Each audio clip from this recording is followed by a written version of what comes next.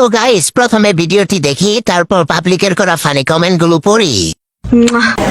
এই তোমরা কেউ পিঙ্ক কালার আইসক্রিমের বাবল টি খেয়েছো? খাওনি গরিবরা, আমি খাচ্ছি দেখো।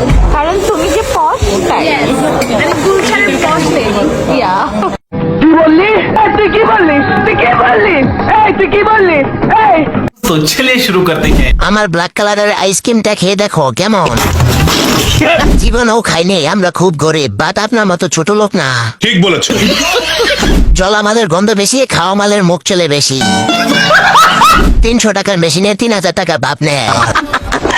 22 মিনিটের নায়িকা। পিঙ্ক কালারের বোতল খাওয়া যায় না, পিঙ্ক কালারের আইসক্রিম খাওয়া যায়। যারা কিছু খাইতে না পারে যদি এটা খায়, আগে ফেসবুকে ছাড়ে। নষ্ট গাড়ি ঠিক করা গেলেও নষ্ট নারী ঠিক করা অসম্ভব।